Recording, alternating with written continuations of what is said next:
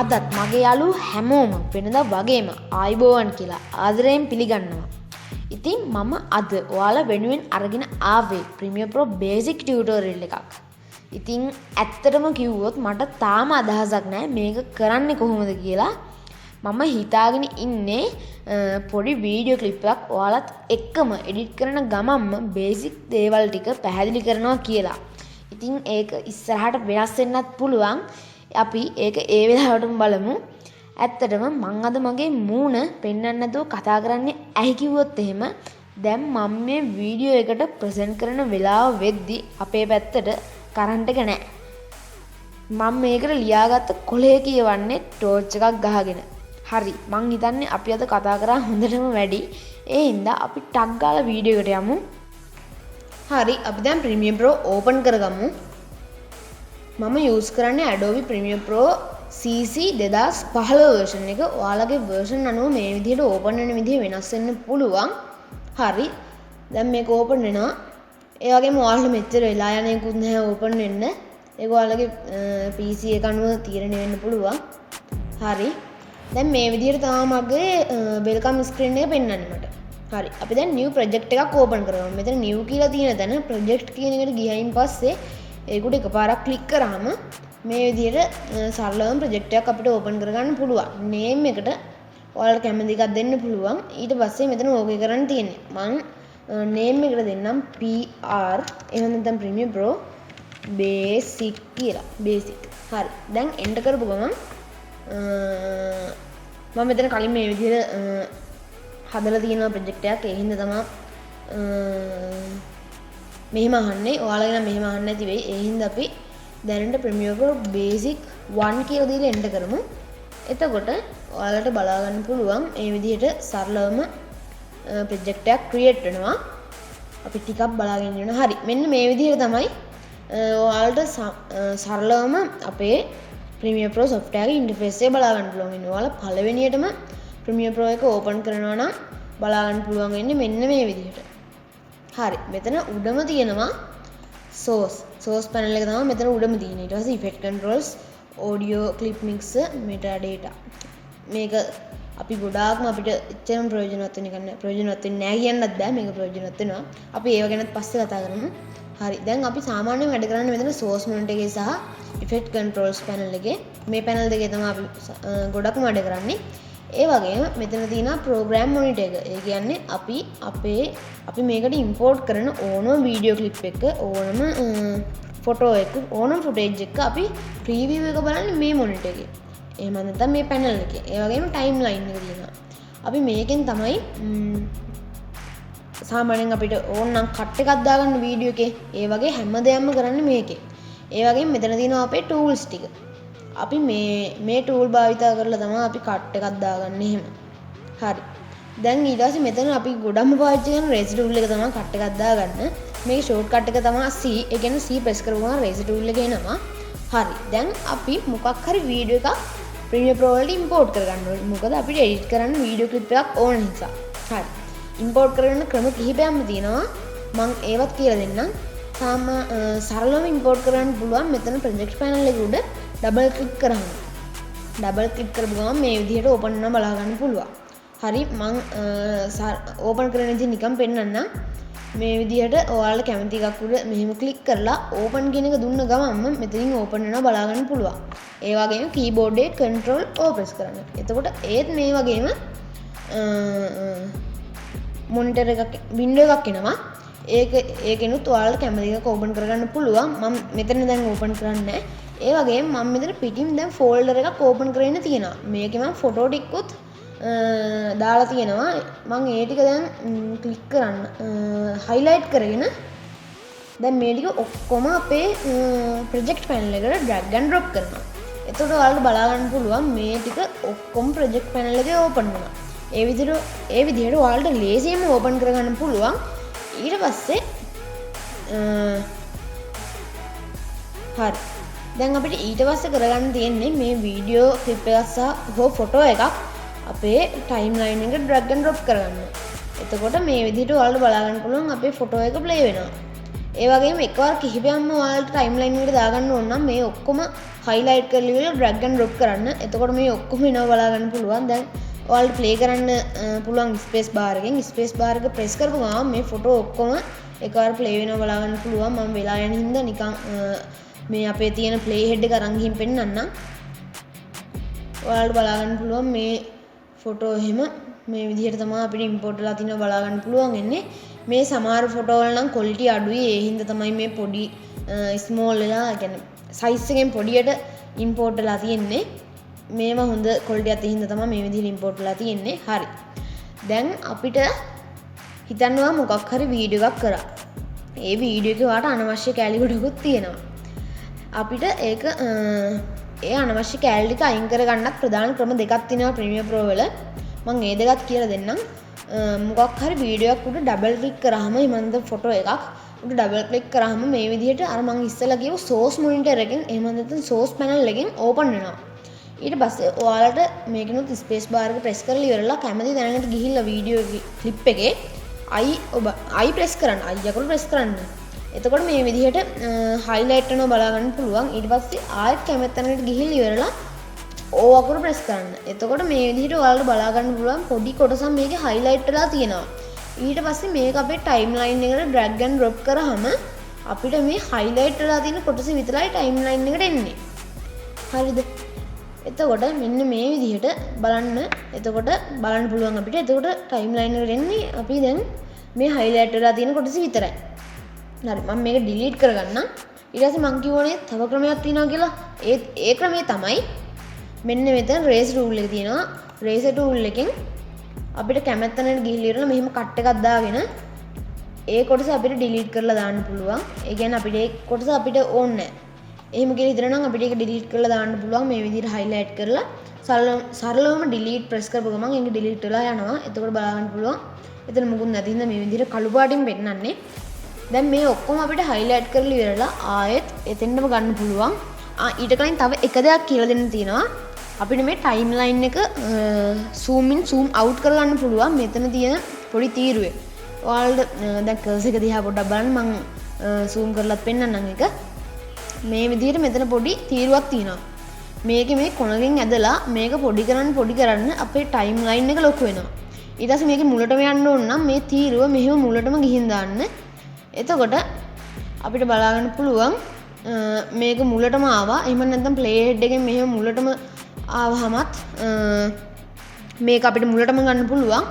ඊට පස්සේ දැන් ඔයාලට බලා ගන්න පුළුවන් දැන් මෙතන හිස් තැනන්නේ තියෙන්නේ අපි දැන් කට් එකක් දාලා අයින් කරානේ අර වීඩියෝ ක්ලිප් එක මෙතන හිස් තැනක් තියෙන්නේ. එතකොට අපිට මේ ඔක්කොම එකවරම මෙතෙන්ට දාගන්න පුළුවන් මෙන්න මේ විදිහට මේ කිහිපයක්ම අපි highlight කරගන්නවා. ඊට පස්සේ මෙන්න මේ විදිහට අපි මේක මෙතෙන්ට අදිනවා. එතකොට මේක ටක් ගාලා මෙතෙන්ට නිකන් කාන්දමක් වගේ ඇලෙනවා. ඒක ඔන් කරගන්න මෙන්න මේකෙන්. එතකොට බලන්න පුළුවන් දැන් නම් මේක මෙහෙම වෙන්නේ නැහැ. දැන් මෙතන කාන්දම වගේ එක ආයෙත් ඔන් කරාම ආයෙත් ටක් ගාලා ඇදිලා යනවා බලා ගන්න පුළුවන්. හරි. මේක දැන් මෙහෙම තමයි අපිට කරගන්න තියෙන්නේ. ඊට පස්සේ අපි ගොඩක්ම වැඩ කරන පැනල් එකක් තමයි ආය මෙතන effect controls panel එක සහ මෙන්න මෙතන effects panel එක. ඒ වගේ මීට කලින් තවත් දෙයක් කියලා දෙන්න තියෙනවා. මේ වගේ අපිට ඕන තැනකට අපේ timeline එක නෙමෙයි play head එක අරගෙන ගිහිල්ලා ඉවරලා control එකත් එක්ක ඔයාලා keyboard එකේ K අකුර press කරපුව ගමන් එතනිනුත් අපිට අර ක්‍රම දෙකට අමතරව කට් එකක් දාගන්න පුළුවන්. ඊට පස්සේ ඔයාලට ඕන නැත්නම් ඒකත් වෙනම delete කරලා දාන්නත් පුළුවන්. මම දැන් ඒක delete කරන්න යන්නේ නැහැ. හරි. ඊට පස්සේ අපිට දැන් කතා කරන්න තියෙන්නේ මම කලින් කිව්වා වගේ අපි ගොඩාක්ම වැඩ කරන panel දෙයක් ගැන මේ effect panel එක සහ effect control panel එක. ඇත්තටම කිව්වොත් මේ panel දෙකම ඒ කියන්නේ effect panel එක සහ effect control panel එක කියන දෙකම වැඩ කරන්නේ එකට වගේ. මොකද කිව්වොත් අපි දැන් බලා ගන්න පුළුවන් මේවා expand කරගත්තොත් එහෙම අපිට effect ගොඩාක් තියෙනවා. මේ පේනවා ඇති එතනින්ම තේරෙනවනේ ඔයාලට කොච්චර effect තියෙනවද කියලා. මම ඒ හින්දා මේ ටික ආයෙත් මෙහෙම කරගන්නම්. හරි. දැන් මෙතනින් අපි හිතන්නකෝ අපි footage එකට අපි timeline එකේ මොකක් හරි effect එකක් දානවා.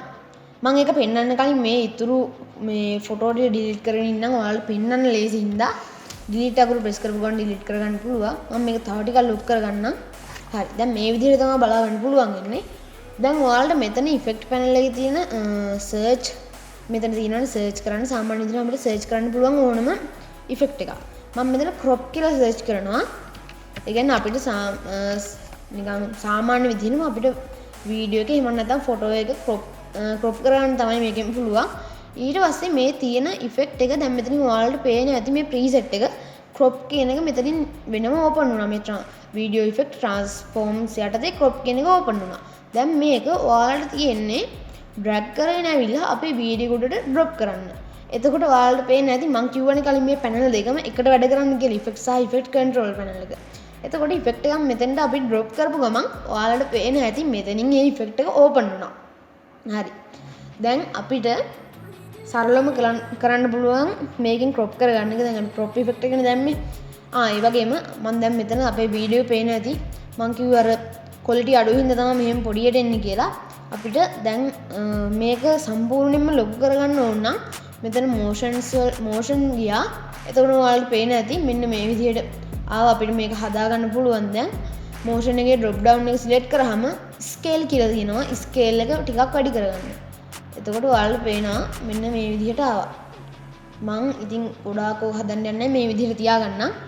ඊට පස්සේ මේ crop එක top කියන එකට මම 10ක් දෙනවා. 10ක් දීලා end කරපු ගමන් මේ විදිහට පොඩ්ඩක් බලන්න පුළුවන් crop වුණා. ඒක අපි පොඩි කරොත් එහෙම ගොඩක් crop වෙලා තියෙයි.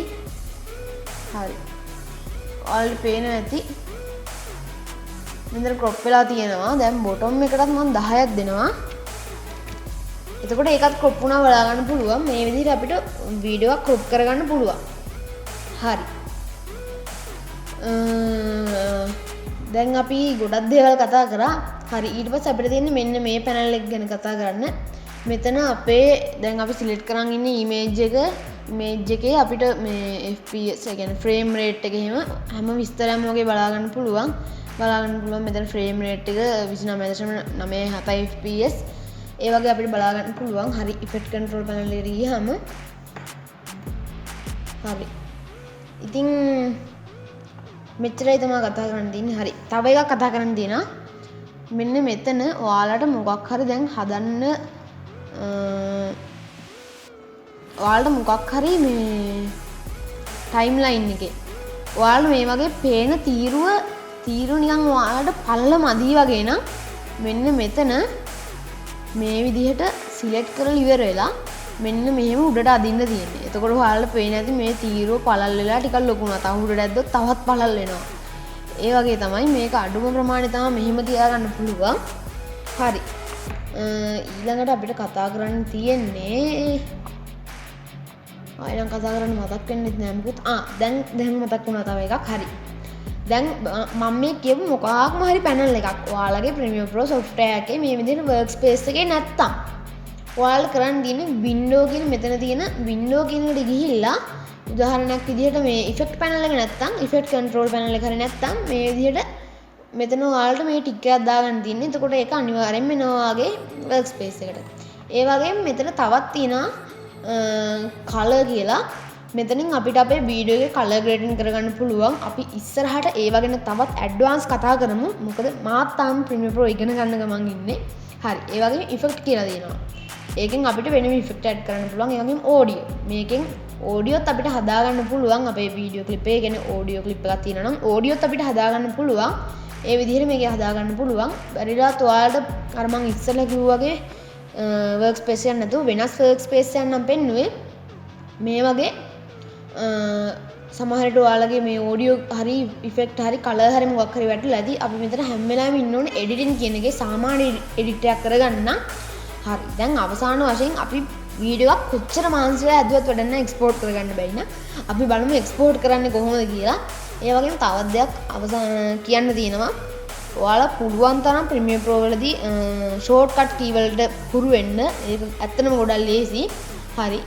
ඔයාලා export කරන්නත් ප්‍රධාන වශයෙන් ක්‍රම දෙකක් තියෙනවා. මෙතන files වලට ගිහිල්ලා export ගිහිල්ලා media කියන එක දෙන්න. එතකොට ඒ වගේම කියන්න ඕනේ මෙතන timeline එක select කරගෙන ඉන්න file ගියා export ගියා media දුන්න ගමන් මෙන්න මේ විදිහට ඔයාලට අපේ එක්ස්පෝර්ට් කරන්න පුළුවන් පැනල් එක ඕපන් වෙනවා. මෙතන ෆෝමැට් එක H.264 කියන එකටම දෙන්න. ඒ වගේම අවුට්පුට් නේම් එකට අවුට්පුට් නේම් එක ඉන්න.